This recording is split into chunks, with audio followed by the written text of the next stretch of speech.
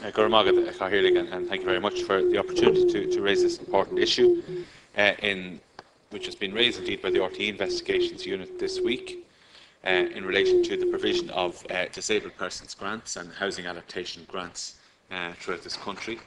I have to say, for the last number of years, they seem to have been in very short supply in County Meath. One has seen huge delays.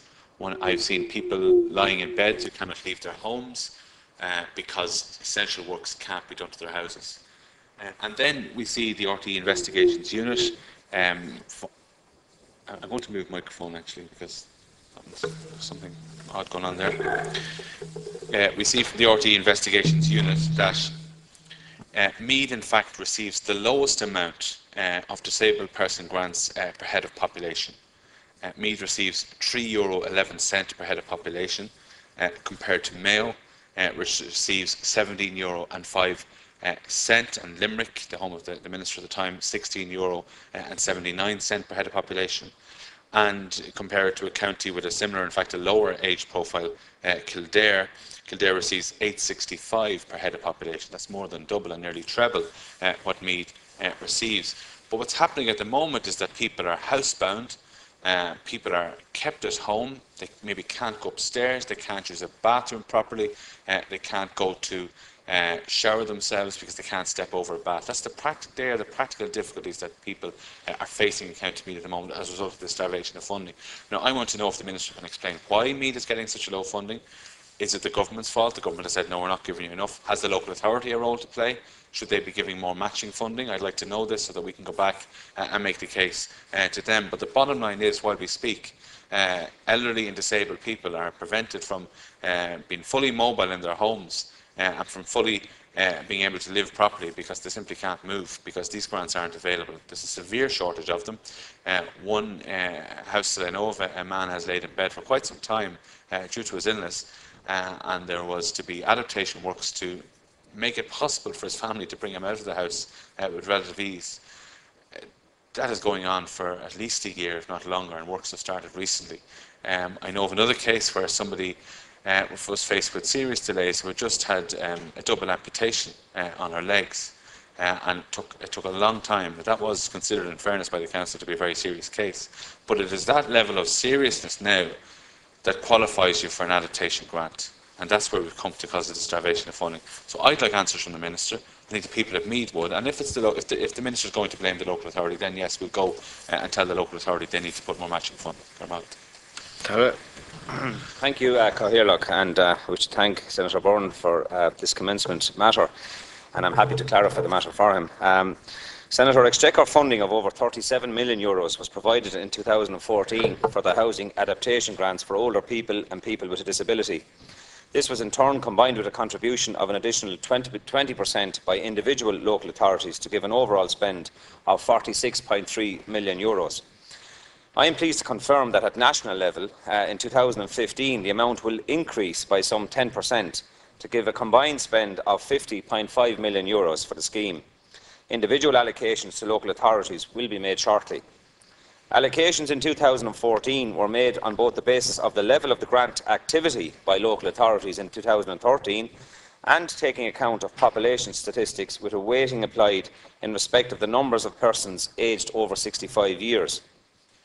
Also, in making 2014 allocations, my department ensured that no local authority received less funding than their 2013 allocation. Historically, with regard to allocations, these have been based on the level of contractual commitments notified to my department by each local authority. Local authorities were encouraged to maintain continuity in approving and paying grants, and therefore commitments carried forward into the new financial year always had first call on the available funding. This system rewarded those local authorities who kept the schemes open and continued to approve eligible applications. In other cases, local authorities adopted a more cautious approach and closed schemes in some places when applications reached a certain level. The department therefore sought to ensure that those applicants who had been approved for grant aid would indeed receive it. In the last 2 years, we have moved further towards a method of allocations which takes more account of population of each county, with a weighting towards those aged over 65, as the majority of applicants are in this category. My intention is that the 2015 capital allocations for the grants will be made in a way that continues to take account of the population figures in each local authority. At local level, the detailed administration of these schemes, including the assessment, approval and payment of individual grants to applicants, is the responsibility of the relevant local authority.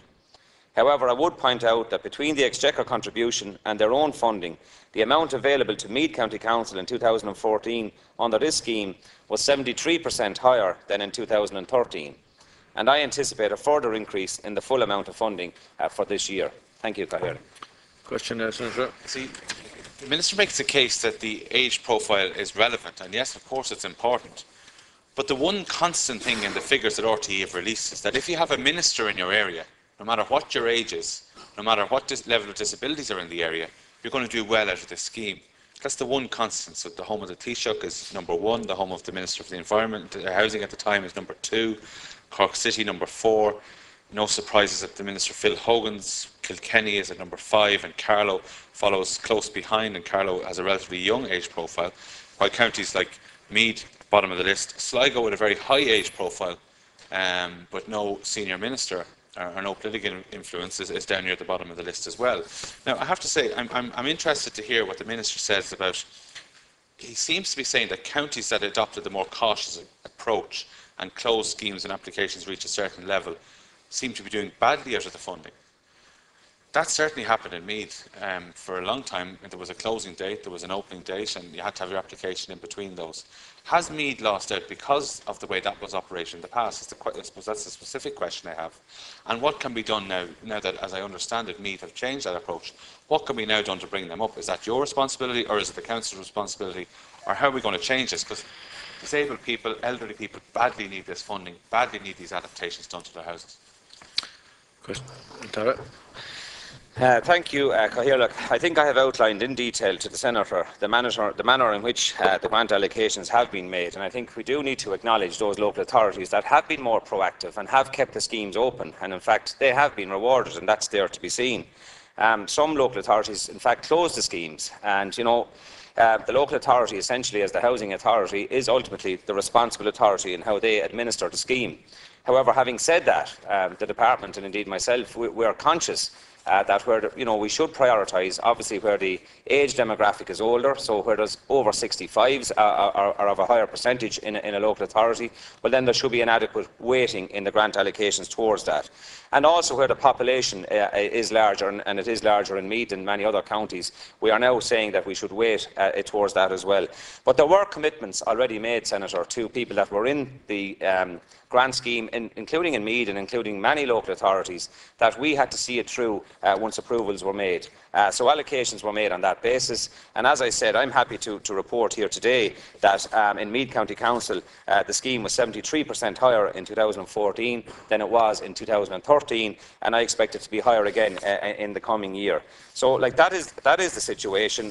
It is an essential grant scheme, and I do acknowledge the Senator in your sentiments that it is very important for those that most need it, and that is why the government continue to support it, and in fact we want to increase allocations in this particular year. Thank you. Thank you, Minister.